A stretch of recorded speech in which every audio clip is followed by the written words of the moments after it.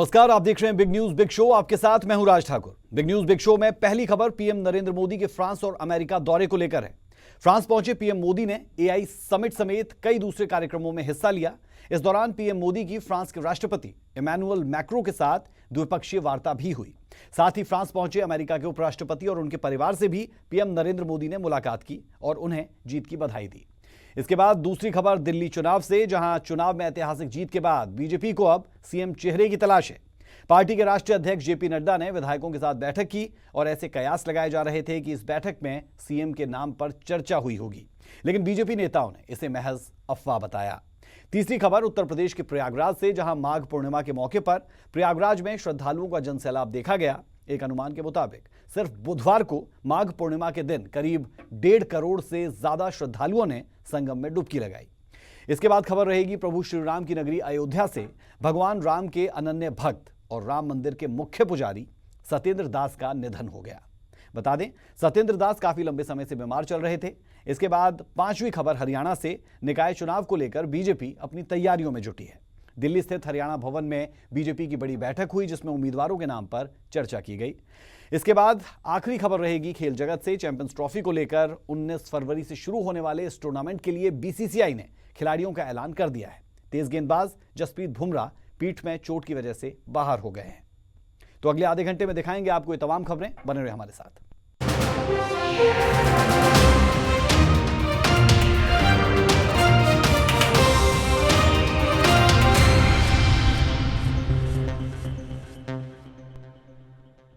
Big news की शुरुआत प्रधानमंत्री नरेंद्र मोदी के विदेश दौरे से करते हैं। सोमवार को 2 दिवसीय फ्रांस दौरे पर पहुंचे पीएम मोदी अब अमेरिका के लिए रवाना हो चुके हैं।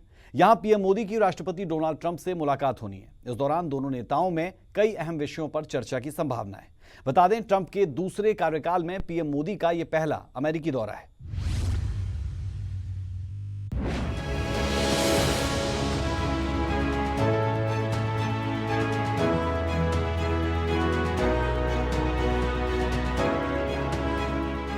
पीएम मोदी दुनिया के किसी भी कोने में जाते हैं, वहां के माहौल को अपने पक्ष में कर लेते हैं।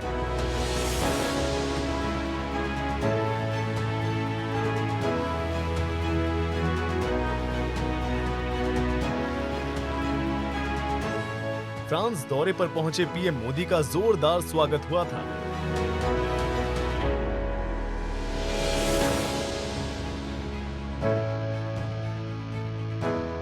फ्रांस के बाद अब पीएम मोदी अमेरिका के लिए रवाना हो चुके हैं। यहां अमेरिकी राष्ट्रपति डोनाल्ड ट्रंप से पीएम की मुलाकात होनी है। ऐसी संभावना जताई जा रही है कि इस मुलाकात से भारत अमेरिका संबंधों को और मजबूती मिलेगी। वॉशिंगटन में होने वाली इस बैठक में रणनीतिक संबंधों, व्यापार, रक्षा और ऊर्जा सहयोग जैसे क्षेत्रों को मजबूत करने पर फोकस हो सकता है। डोनाल्ड ट्रंप ने अपने दूसरे कार्यकाल में कई देशों पर भारी भरकम टैरिफ लगा दिया है, लेकिन अभी तक भारत पर टैरिफ नहीं लगा है। ऐसे में संभावना जताई जा रही है कि पीएम मोदी और ट्रंप के बीच टैरिफ को लेकर भी बातचीत हो सकती है। बता दें कि ट्रंप के दूसरे कार्यकाल में पीएम मोदी का ये पहला अमेरिका दौरा है, लिहाजा इस पर दुनिया के मुल्कों की निगाहें टिकी हैं। अमेरिका पहुंचने से पहले पीएम मोदी फ्रांस में थे, जहां उन्होंने एआई समिट में हिस्सा लिया और दुनिया को एआई के महत्व के बारे में बताया। Especially in the global south, it is where the capabilities are most lacking, be it compute, power, talent, data, or the financial resources. Friends, AI can help transform millions of lives by improving health, education, agriculture, and so much more. It can help create a world in which the journey to sustainable development goals becomes easier and faster. प्रधानमंत्री नरेंद्र मोदी और France के राष्ट्रपति Emmanuel Macron मंगलवार देर रात मार्से पहुंचे थे। यहाँ दोनों नेताओं ने ITER प्रोजेक्ट का दौरा किया। इसके बाद पीएम मोदी मगारग्यूज वॉर सिमेट्री पहुंचे और वर्ल्ड वॉर में जान गंवाने वाले भारतीय सैनिकों को श्रद्धांजलि अर्पित किया। बता दें कि फ्रांस में पीएम मोदी और राष्ट्रपति मैक्रों के बीच द्विपक्षीय वार्ता भी हुई है। इसके अलावा अमेरिकी उपराष्ट्रपति और उनके परिवार से भी पीएम मोदी ने फ्रांस में मुलाकात की है। ब्यूरो रिपोर्ट, सूर्या समाचार।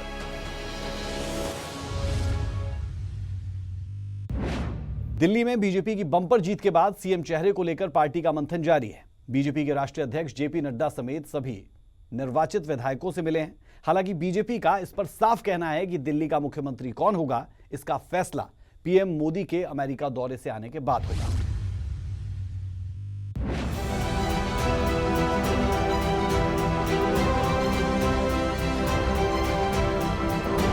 दिल्ली में 27 साल बाद बीजेपी का कमल खिल चुका है, लेकिन सीएम चेहरे को लेकर सस्पेंस अभी भी बरकरार है। बीजेपी नेताओं की माने तो पीएम मोदी के स्वदेश लौटने पर सीएम चेहरा घोषित होगा। हालांकि इससे पहले पार्टी के राष्ट्रीय अध्यक्ष जेपी नड्डा सभी नवनिर्वाचित विधायकों से मुलाकात में जुटे हैं और इसके कई मायने निकाले जा रहे हैं। कुछ विधायक नहीं, सभी विधायक माननीय राष्ट्रीय अध्यक्ष जी से अगले 2 दिन में मिलेंगे।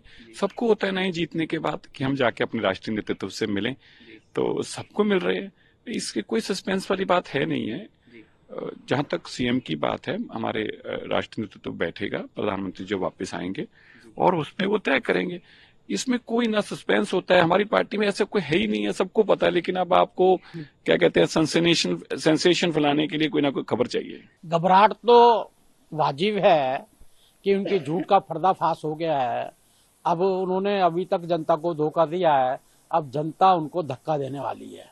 इसलिए जो दिल्ली में हुआ है, आज पंजाब की जनता भी समझ गई है कि हमारे साथ बहुत बड़ा धोखा हुआ है और पंजाब की जनता भी और पंजाब के एमएलए भी चाहते हैं इनसे छुटकारा मिले। उसका पर्दे से सारा दिखाई भी दे रहा है और मुझे लगता है कि ये कहीं ना कहीं पंजाब इस गिरोह से जल्दी छुटकारा पाएगा। दिल्ली में जीत का परचम लहराने के बाद बीजेपी के प्रदेश अध्यक्ष वीरेंद्र सचदेवा और चुनाव प्रभारी वैजयंत पांडा ने राज्य इकाई की बैठक बुलाई है, जिसमें चुनाव परिणाम को लेकर समीक्षा की गई।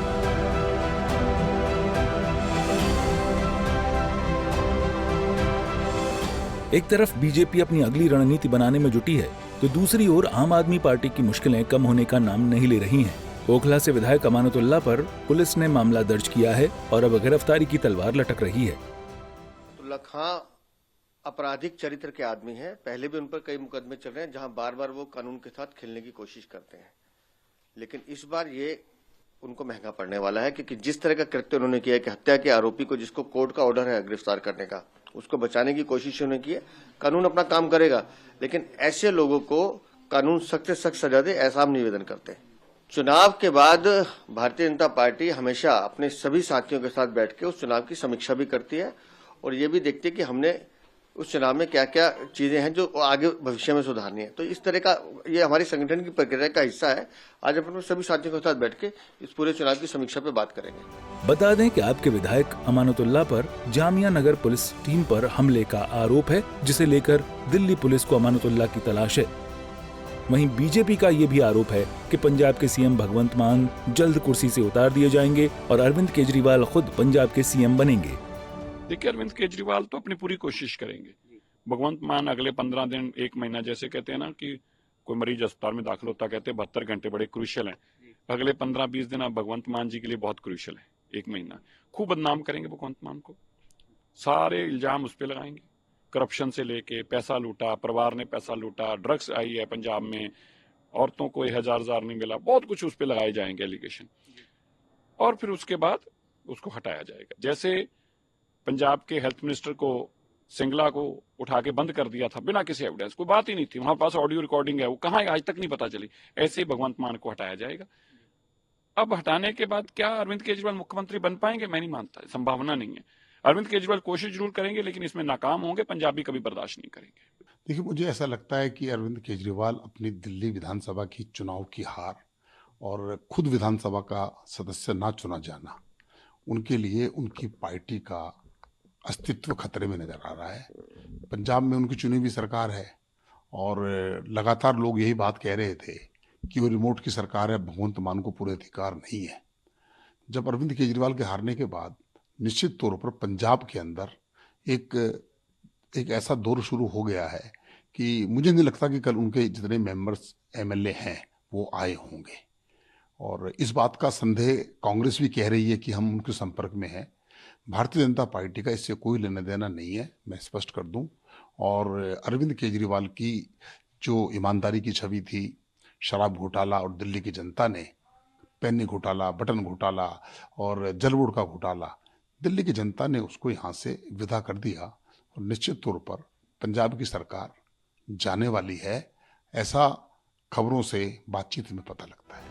कुल मिलाकर बीजेपी दिल्ली की जंग जीतने के बाद अब पंजाब में फतह की तैयारी कर रही है, लेकिन फिलहाल हर किसी को दिल्ली के सीएम चेहरे का इंतजार है। ब्यूरो रिपोर्ट, सूर्य समाचार। रुक कर रहे हैं आस्था के महाकुंभ की तरफ, जहां माघी पूर्णिमा के अवसर पर देश और दुनिया से आए करीब 1.5 करोड़ श्रद्धालुओं ने संगम स्नान किया। इस दौरान प्रयागराज में बढ़ती भीड़ को देखते हुए प्रशासन की ओर से कई खास इंतजाम किए गए थे। वहीं प्रदेश के मुख्यमंत्री योगी आदित्यनाथ खुद इस पर अपनी नजर बनाए हुए हैं।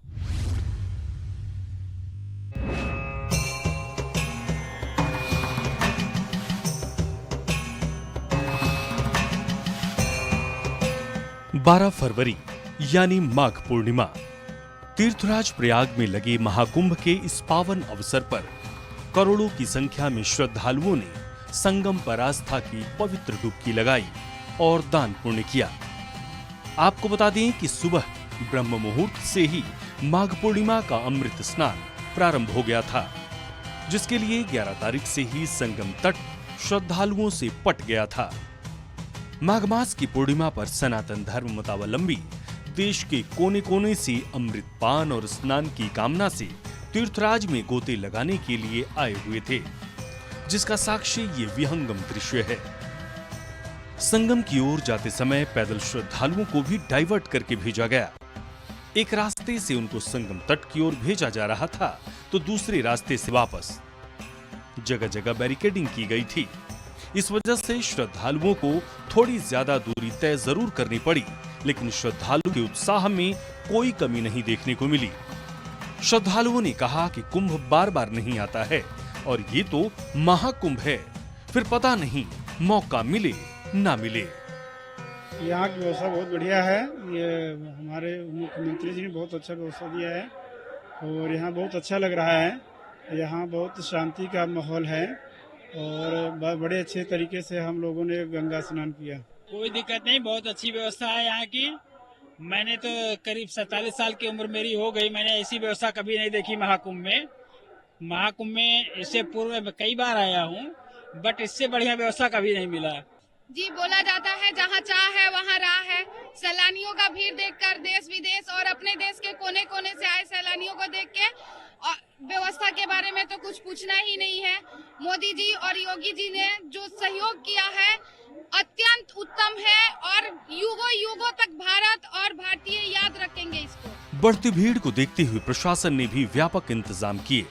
खास तौर से श्रद्धालुओं को आने में कोई दिक्कत ना हो और जाम ना लगे, इसके लिए 11 फरवरी से ही शहर और मेला क्षेत्र को नो व्हीकल जोन घोषित कर दिया गया था। महाकुंभ 2025 का ये 5वां स्नान है और आपने सही फरमाया कि जो 3 अमृत स्नान थे उसके अतिरिक्त ये तीसरा मुख्य स्नान है। इसके बाद से महाशिवरात्रि का भी स्नान होना बाकी है। आपने देखा होगा कि एक छोटी सी चूक उस दौरान हो गई थी जिस दिन मौनी अमावस्या था। उससे सीख लेके हम लोगों ने और बेहतर प्रबंधन कैसे किया जाए। प्रबंधन की एक टेक्निक है कि बिल्ड बैक बेटर, मतलब पहले से और बेटर करें। तो अगर कोई बात हुई है तो उसको हम एक अपॉर्चुनिटी के रूप में लें। कल रात्रि से ही पौष पूर्णिमा का जो हमारा आज का स्नान है और बहुत सकुशल रूप से संपन्न हो रहा है। लगातार श्रद्धालुगण आ रहे हैं और लगातार स्नान करके और वापसी भी हो रही है। माननीय मुख्यमंत्री जी लगातार स्वयं मॉनिटरिंग कर रहे हैं और निर्देश है कि सभी श्रद्धालुओं को उचित प्रकार से उनका आवागमन रखा जाए किसी प्रकार की परेशानी उनको ना हो और स्नान करके सकुशल उनकी वापसी कराई जाए। सभी लगभग 322 से ऊपर सिविल ऑफिसर्स, लगभग 9000 फोर्स हमारी जो लगी हुई है, लगभग 60 से ऊपर जो हमारी RAF और CAPF होती है उसकी कंपनीज लगी हुई हैं और ट्रैफिक पुलिस हमारी लगी हुई है। साथ साथ ही हम लोग NCC का, NSS का भी सहयोग और स्वयंसेवी संस्थाएं जो हमारी हैं, सिविल डिफेंस का सहयोग भी हम लोग ले रहे हैं ट्रैफिक मैनेजमेंट के लिए। आपको बता दें कि ये महाकुंभ 2025 का 5वां स्नान है। इसके बाद महाशिवरात्रि का स्नान होगा, लिहाजा मौनी अमावस्या पर हुए हादसे को देखते हुए प्रशासन भी पूरी तरह से अलर्ट था। प्रदेश के मुख्यमंत्री योगी आदित्यनाथ भी आला अधिकारियों के साथ लखनऊ में बने वॉर रूम में पल पल की अपडेट ले रहे थे। ऐसे तो माघ मास में गंगा स्नान का हमेशा से ही महत्व रहा है, लेकिन माघी पूर्णिमा को स्नान का महत्व और बढ़ जाता है। पूर्णिमा को स्नान के बाद दान पुण्य का महत्व भी बढ़ जाता है। इस दिन लोग विशेष रूप से भगवान श्री हरि विष्णु और मां लक्ष्मी की पूजा अर्चना करते हैं। खासकर तीर्थों के राजा प्रयाग में जब महाकुंभ चल रहा हो, माघ मास का आखिरी दिन हो, तो संगम स्नान का मौका कैसे कोई छोड़ सकता है। माघ मास के इसी अमृत को पाने की लालसा में करोड़ों की संख्या में श्रद्धालुओं ने संगम में आस्था की डुबकी लगाई। ब्यूरो रिपोर्ट, सूर्या समाचार। एक तरफ प्रयागराज में आस्था का जन सैलाब उमड़ रहा था, तो दूसरी ओर अयोध्या से एक दुखद खबर सामने आई। रामलला मंदिर के मुख्य पुजारी आचार्य सत्येंद्र दास का 80 साल की उम्र में निधन हुआ। 3 फरवरी को ब्रेन हैमरेज होने के बाद आचार्य सत्येंद्र दास लखनऊ PGI में भर्ती थे। आचार्य सत्येंद्र दास के निधन पर राम भक्तों में शोक की लहर है।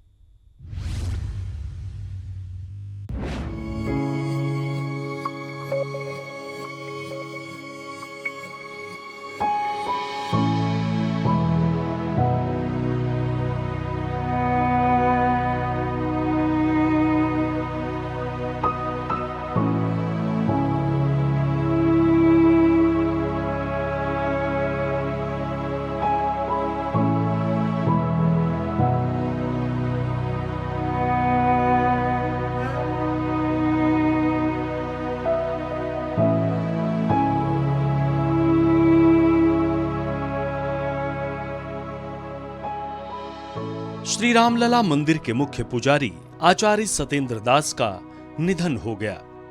उन्होंने 80 साल की उम्र में लखनऊ PGI में अंतिम श्वास ली। आचार्य सत्येंद्र दास बीते 32 साल से श्री राम जन्मभूमि में बतौर मुख्य पुजारी अपनी सेवाएं दे रहे थे।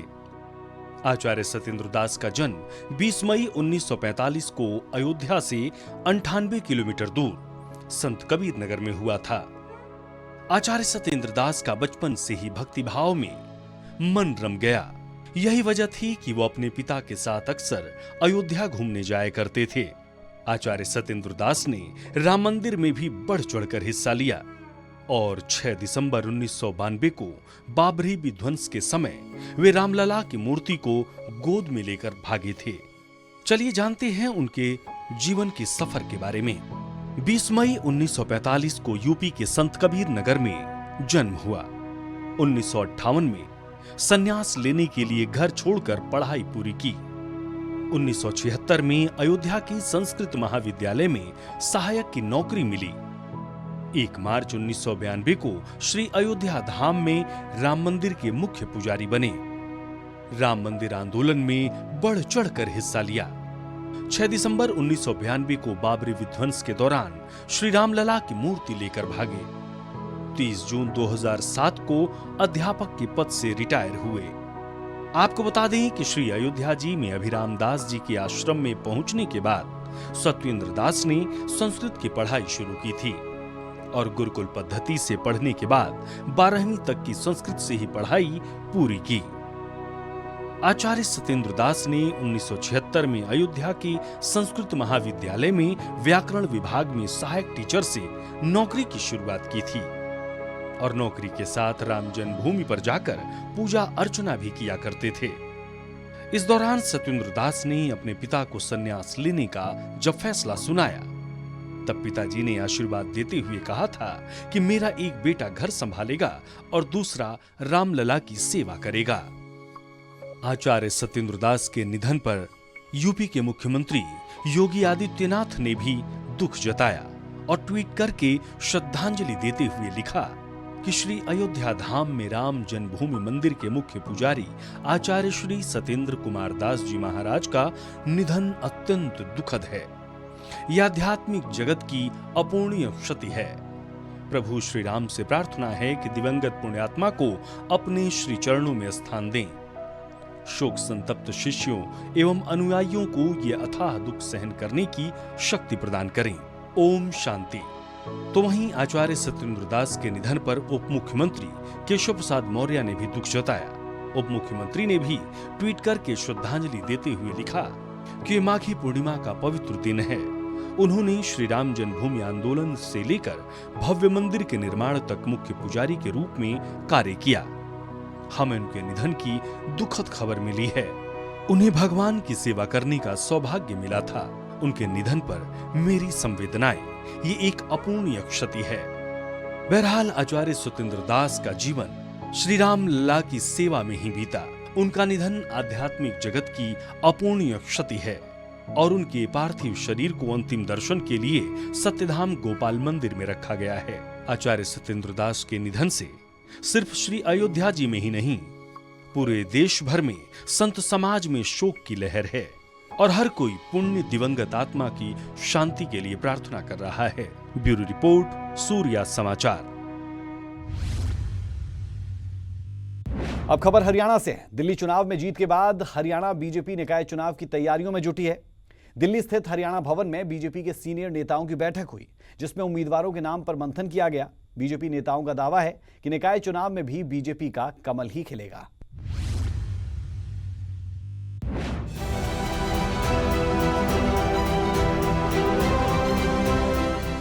दिल्ली विजय के बाद अब बीजेपी निकाय चुनाव की तैयारियों में जुटी है। दिल्ली स्थित हरियाणा भवन में बीजेपी नेताओं की बैठक हुई है। इस बैठक में सीएम नायब सिंह सैनी, प्रदेश अध्यक्ष मोहनलाल बडौली, सांसद राव इंद्रजीत सिंह, कृष्णपाल गुर्जर, धर्मबीर सिंह समेत कई बड़े नेता मौजूद रहे।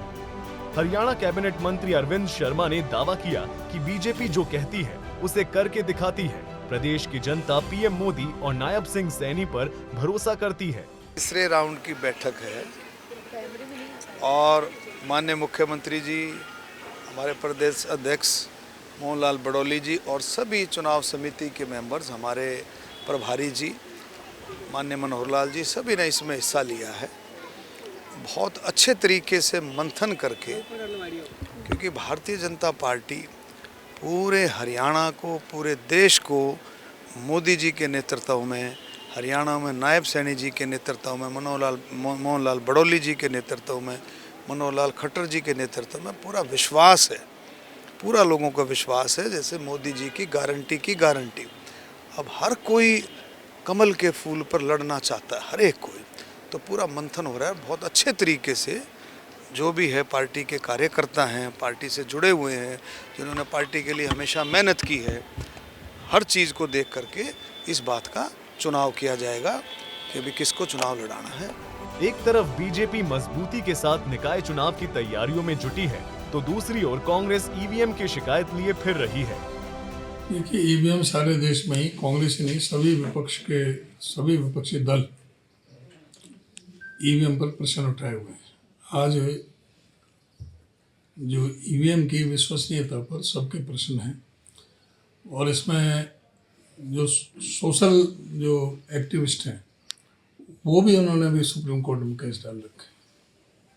चाहे एडीआर है, चाहे वोट फॉर डेमोक्रेसी है, हमारी पार्टी की तरफ से भी, दूसरी पार्टियों की तरफ से भी, सुप्रीम कोर्ट में भी केस दायर किए हुए हैं, हाई कोर्ट में केस चल रहे हैं। चीफ इलेक्शन कमिश्नर को कितनी बार अलग अलग पार्टियों ने अपना रिप्रेजेंटेशन दिए हैं और सभी ये चाहते हैं कि ईवीएम को हटा करके बैलेट पेपर पर आया जाए। देखिए, कांग्रेस बहुत बुरी तरीके से डरी हुई है और कांग्रेस, क्योंकि उनके पास मुद्दा तो कोई है नहीं है, कांग्रेस इस प्रकार के आरोप लगाती है, पूरा का पूरा देश जो ईवीएम और कोर्ट के अंदर भी ये लोग गए थे, कोर्ट ने भी उसको सही ठहराया है, परंतु जब इनके पास मुद्दा नहीं होता, मैं तो हैरान हूं कि ये बैठक में ये चर्चा करेंगे कांग्रेस के लोग भी, इतने प्रत्याशी हम यहाँ से खड़े करेंगे, इतने प्रत्याशी यहाँ से खड़ेंगे, परंतु दुर्भाग्यपूर्ण बैठक खत्म कहाँ होती है कि हम कोर्ट जाएंगे और बेल्ट पेपर पे चुनाव लड़े, इसके लिए हम कोर्ट को बताएंगे। ये दुर्भाग्यपूर्ण है, कोई और बात करते तो अच्छा लगता है। शहर की छोटी सरकार चुनने को लेकर 2 मार्च को वोटिंग होगी और 12 मार्च को नतीजे आएंगे। नामांकन की प्रक्रिया 11 फरवरी से शुरू होगी और 17 फरवरी तक चलेगी। वहीं स्क्रूटनी 18 फरवरी को होगी और नाम वापसी की तारीख 19 फरवरी है। ब्यूरो रिपोर्ट, सूर्या समाचार। और अब खबर खेल जगत से। आईसीसी चैंपियंस ट्रॉफी को लेकर बीसीसीआई ने भारतीय टीम का ऐलान कर दिया है। तेज गेंदबाज जसप्रीत बुमराह चोट की वजह से बाहर है और इनकी जगह युवा गेंदबाज हर्षित राणा को शामिल किया गया है। इसके अलावा लेग स्पिनर वरुण चक्रवर्ती को 15 सदस्यीय टीम का हिस्सा बनाया गया।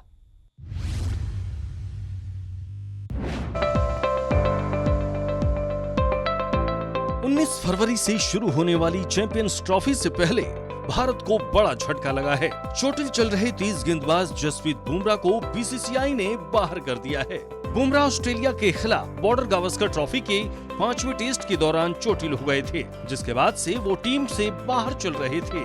बुमराह को इंग्लैंड के खिलाफ खेली जा रही वनडे सीरीज के लिए टीम में चुना गया था, लेकिन 7 फरवरी को बुमराह की बैक इंजरी का स्कैन किया गया था, जिसमें बुमराह इंजरी से रिकवरी नहीं कर सके और 11 फरवरी को आईसीसी टूर्नामेंट के लिए टीमों में बदलाव करने की आखिरी दिन था, जिसके बाद बीसीसीआई ने बुमराह को टीम से बाहर करते हुए हर्षित राणा को टीम में शामिल किया है। तेज गेंदबाज जसप्रीत बुमराह के चैंपियंस ट्रॉफी से बाहर होने के बाद भारतीय टीम का फाइनल स्क्वाड बदल गया, जहां बीसीसीआई ने बुमराह की जगह टीम में हर्षित राणा को शामिल किया, तो वहीं यशस्वी जायसवाल को भी बाहर किया और इंग्लैंड के खिलाफ टी20 में शानदार गेंदबाजी करने वाले वरुण चक्रवर्ती को इनाम देते हुए टॉप 15 में शामिल किया गया। हालांकि यशस्वी जायसवाल ट्रेवलिंग रिजर्व के तौर पर टीम के साथ जुड़े रहेंगे। बीसीसीआई ने ऑलराउंडर शिवम दुबे और तेज गेंदबाज मोहम्मद सिराज को भी रिजर्व प्लेयर में शामिल किया है। आइए ग्राफिक के जरिए समझाते हैं कि बुमराह के चैंपियंस ट्रॉफी से बाहर होने के बाद क्या होगा भारतीय टीम का स्क्वाड। बल्लेबाजी की बात करें तो रोहित शर्मा, शुभमन गिल, विराट कोहली और श्रेयस अय्यर। वहीं विकेटकीपर के रूप में केएल राहुल, ऋषभ पंत और ऑलराउंडर के तौर पे हार्दिक पांड्या, अक्षर पटेल, रविंद्र जडेजा टीम में रहेंगे। स्पिन गेंदबाज के तौर पर वाशिंगटन सुंदर, कुलदीप यादव, वरुण चक्रवर्ती और तेज गेंदबाज की बात करें तो मोहम्मद शमी, अर्शदीप सिंह और हर्षित राणा। वहीं रिजर्व के तौर पर यशस्वी जायसवाल, तेज गेंदबाज मोहम्मद सिराज और ऑलराउंडर शिवम दुबे। बहरहाल जसप्रीत बुमराह का टीम से बाहर होना बहुत बड़ा झटका है और इससे चोट से वापसी कर रहे मोहम्मद शमी और हार्दिक पांड्या की जिम्मेदारी बड़ी हो जाएगी। तो वहीं युवा गेंदबाज अर्शदीप सिंह के साथ हर्षित राणा को भी दमदार प्रदर्शन करना होगा। ब्यूरो रिपोर्ट, सूर्या समाचार। बिग न्यूज बिग शो में अभी के लिए मेरा और आपका साथ इतना ही। मुझे और मेरी पूरी टीम को दें इजाजत। खबरों का सिलसिला बदस्तूर जारी है। नमस्कार।